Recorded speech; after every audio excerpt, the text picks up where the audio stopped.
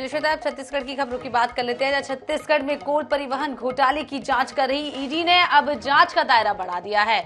ED की team ने जांच का दायरा बढ़ाते हुए अब शराब घोटाले को भी इसमें शामिल कर लिया है और शनिवार को इस मामले में शिकंजा कसते हुए कारोबारी अनवर ढेबर को गिरफ्तार कर कोर्ट में पेश किया है। तो अनवर ढेबर 4 दिन तक ईडी की रिमांड पर ही रहेंगे और इससे पहले भी ईडी की टीम ने अनवर ढेबर के भाई और शहर के महापौर एजाज ढेबर से भी लगभग 9 घंटे कड़ी पूछताछ की। गिरफ्तारी के बाद ईडी ने एक प्रेस नोट जारी किया जिसमें ये कहा गया कि 2000 करोड़ से अधिक के मनी लॉन्ड्रिंग केस में अनवर ढेबर के शामिल होने के सबूत मिले हैं। आपको बता दें कि बचाव पक्ष के वकील राहुल त्यागी ने ईडी के आरोप को बेबुनियाद बताया। उन्होंने कहा है कि पूरा मामला राजनीति से प्रेरित है। इधर महापौर एजाज ढेबर ने भी प्रेस कॉन्फ्रेंस कर ईडी पर जमकर निशाना साधा। उन्होंने कहा है कि हमने कुछ गलत नहीं किया, इसलिए हम डरेंगे नहीं। इतना ही नहीं, महापौर से चुनौती देते हुए कहा अगर उनके खिलाफ कुछ भी मिलता है तो वो राजनीति से संन्यास ले लेंगे। बिल्कुल, अब ईडी के एक्शन के बाद प्रदेश की सियासत भी तेज हो गई। भाजपा और कांग्रेस के बीच आरोप प्रत्यारोप का दौर चल रहा है। इधर कार्रवाई के विरोध में महापौर एजाज ढेबर के समर्थकों ने ईडी कार्यालय के बाहर जमकर नारेबाजी की है। तो मनी लॉन्ड्रिंग का ये पूरा मामला है। आपको बता दें कि 4 दिन से पूछताछ लगातार की जा रही है और एजाज ढेबर ये कहते हुए नजर आ रहे हैं हमने कुछ भी गलत नहीं किया, यदि मेरे खिलाफ कुछ भी मिला तो मैं संन्यास ले लूंगा।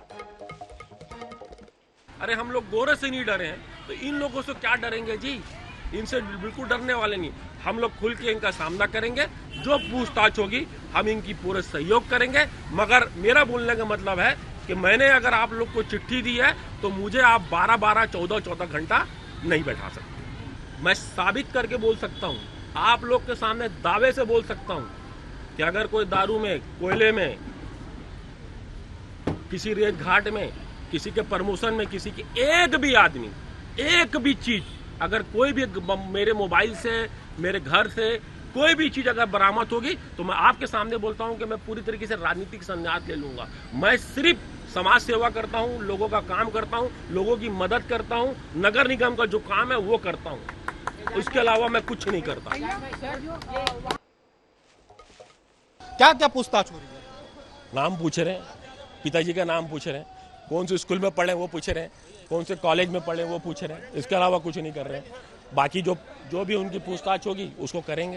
ये 2200 करोड़ का स्कैम का आरोप लगा है, ईडी ने प्रेस नोट जारी किया। 2 रुपया भी मिला नहीं है। कल कोर्ट में क्यों पेश नहीं करे? अगर कुछ 2200 करोड़ रुपए अगर होते तो कुछ ना तो कुछ संपत्ति होना था, कहीं पर कुछ होना था। देखिए ये सब जांच के बिंदु है और ये सब जांच होना चाहिए। जांच के बाद जो होगा वो होगा। और सबसे बड़ी बात, आप किसी को सिर्फ कागज में लिख के आप सिद्ध नहीं कर सकते, आपको उसको प्रमाणित करना पड़ेगा। मैं कागज में लिख दूं कि ये फलाना फलाना फलाना ये, अभी मैं लिख दूं तुम्हारी और मेरी 1000 की वो हुई है, उसको मैं लिख भी दूं, मगर मुझे साबित करना पड़ेगा कि आपको मैंने 1000 रुपए दिया है। तो ये चीज सब जांच का विषय है। जांच करें, जो जांच का बिंदु आएगा उसको वो करेंगे। कई दौर की पूछताछ के बाद भी बुलाया जा रहा है, क्यों संतुष्ट नहीं हो पा रहे हैं ईडी वाले? वो पूरे चुनाव तक के संतुष्ट रहेंगे उन लोग। जब तक के 2023 का विधानसभा चुनाव नहीं हो जाता तब तक के ये पूरी तरीके से संतुष्ट रहेंगे और जो भी सवाल जवाब वो लोग जो उनका करना है वो तो वो लोग करते रहेंगे, क्योंकि सबको पता चल गया है कि ईडी यहाँ पर कौन से मकसद से आके बैठी है। तो आपको किसी प्रकार का ऑफर दे रही है ईडी की भाजपा में शामिल हो जाए इसमें? मैं राजनीति छोड़ दूंगा, अपनी लाइफ खत्म कर दूंगा, मगर कांग्रेस पार्टी या तो पॉलिटिक्स करूंगा, कांग्रेस पार्टी में जिंदा रहूंगा जब तक के कांग्रेस पार्टी में। दूसरी पार्टी के बारे में कभी जीवन में नहीं सोच सकता। एजाज ढेबर जिनका साफ कहना है कि उनसे लगातार पूछताछ हो रही है और ईडी उनके जवाब से संतुष्ट नहीं हो रही है और ये भी कह रहे हैं कि वे अपनी लाइफ में पॉलिटिक्स छोड़ देंगे लेकिन किसी अन्य पार्टी में भी नहीं जाएंगे। कैमरामैन इकराम कुरैशी के साथ मनोज नायक, INH news Raipur. Zero evidence का केस है, भरे कोर्ट में बोला है, दिखा कुछ नहीं पाए ईडी की कोई एविडेंस है। वो कह रहे हैं कि हमें एविडेंस तलाशना है, पिछले 3 साल से तलाश रहे हैं, कोई एविडेंस आज तक तो मिला नहीं है। ये पुराना केस है जो टैक्स का केस है, उसी के बूते पे इन्होंने ECIR दर्ज करी है जो कि बिल्कुल बेबुनियाद है और जिसके कोई लीगल इनके पास कोई बेस नहीं है उस ECIR को दर्ज करने का।